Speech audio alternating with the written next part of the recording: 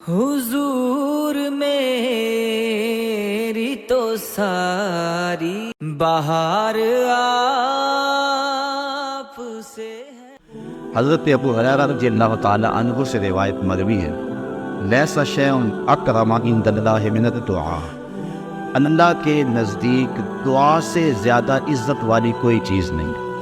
یوں ہی ہاتھ پھیلا دو، نظم میں بولو، نثر میں بولو، عربی میں بولو، ہندی میں بولو، تمہارے پاس زبان کا لہجہ نہیں ہے، تمہارے پاس لبیک کا لہجہ نہیں ہے، تمہارے لفظ ٹوٹے پھوٹے ہیں، تم ہاتھ پھیلا دو، وہ ٹوٹے ہوئے لفظوں کی بھی ناز رکھے گا۔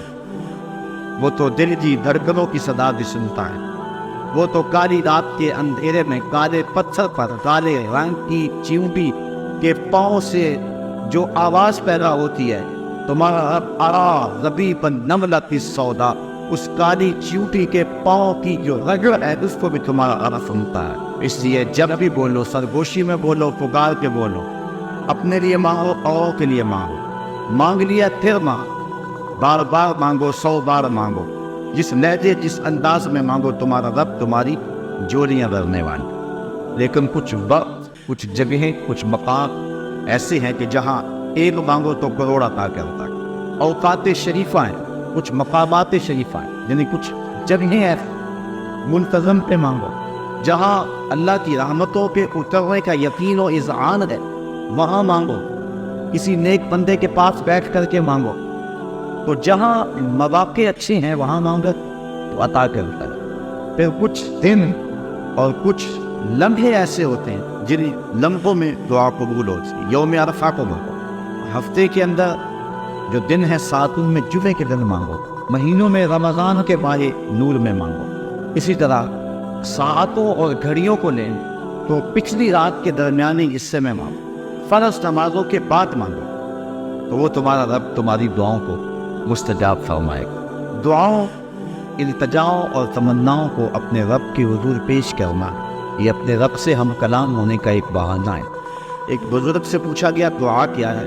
کہا ایک گناہ کیا تھا، 20 سال ہو گئے توبہ کرتے ہوئے، ایک گناہ کیا تھا، 20 سال توبہ کرتے گزر گئے، روز اٹھ کے مانگتا ہوں، روز اٹھ کے توبہ کرتا ہوں، روز اٹھ کے اس کے در پہ حاضر ہوتا ہوں۔ تو ایک گناہ کیا تو 20 سال سے مانگ رہا ہوں، 20 سال سے توبہ کر، اس کی چوکھٹ پہ آنے کا ایک بہانہ ہے۔ تو اس سے مانگتے رہو، اس کی حضور حاضری دیتے رہو، اس کی چوکھٹ پہ اپنا دامن پسارتے رہو، اپنی جولی پھیلاتے رہو۔ کچھ اوقات ایسے ہیں جن اوقات میں دعا بہت جلد قبول ہوتی ہے۔ جب لشکر آمنے سامنے کھڑے ہو جائیں، کفر و اسلام کی لڑائی ہو اور سارے صفیں بات لیں، حدیث لیتا اس وقت آسمان کے دروازے کھل جاتے اور جو دعا مانگو اللہ اس وقت پوری فرماتا ہے۔ اسی طرح اذان اور اقامت کے درمیان جو دعا مانگی جائے اللہ اسے رد نہیں فرمائے۔ جب بارش برس رہی ہو تو برستی بارش کے موسم میں جو دعا مانگو اللہ اس دعا کو بھی قبول فرماتا ہے، اور سجدے میں جو دعا مانگی جائے اس دعا کو بھی رد نہیں کیا جاتا، اللہ اس دعا کو بھی قبول فرماتا ہے۔ دعا مانگنے کا ادب یہ ہے کہ قبلہ کی طرف منہ کر کے کھڑے ہو جائے یا بیٹھ جائے، اور اپنے دونوں ہاتھ یا اپنے سینے کے برابر اور یا اپنے کندھوں کے برابر پھیلا لیں۔ سیدھے ہاتھوں سے مانگے، الٹے ہاتھوں سے نہ۔ حضور علیہ السلام جب ہاتھ پہناتے تھے صحابہ فرماتے ہیں حضور کی بغلوں کی سفیدی نظر آنے لگتی، تو اپنے ہاتھ پھیلا لیں اللہ کے حضور۔ یہ مانگنے کا ادب ہے اور مانگنے کا طریقہ ہے۔ آسمان کی طرف نظر نہ اٹھائیں بلکہ اپنے ہاتھوں کی طرف نظر رکھیں اور اللہ سے مانگیں۔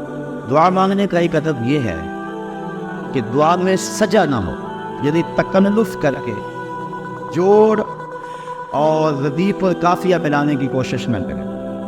اگر کسی کی گفتگو مکفّہ مسجع ہوتی ہے اور وہ تکلف کے بغیر یوں ہی جب بولتا ہے تو اس کی گفتگو ایسی خوبصورت ہوتی ہے تو وہ تکلف سے باہر ہو، ورنہ لفظ جوڑ جوڑ کے اور تکلف کے ساتھ لفظوں کی کتاریں لگانا تو توجہ پٹ جائے، بلکہ اللہ سے ٹوٹے ٹوٹے لفظوں میں مانگ۔ وہاں اپنی عبارت نہ دکھاؤ، وہاں لفظوں کے جادو نہ جگاؤ، وہاں ٹوٹے پھوٹے لفظوں سے مانگو اللہ پاک پر۔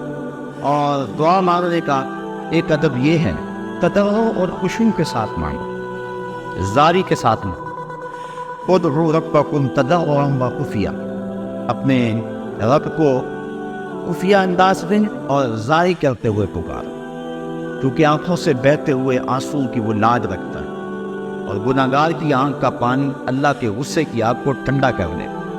میں بندہ عاصی ہوں، خطا کار ہوں مولا، لیکن تیری رحمت کا طلبگار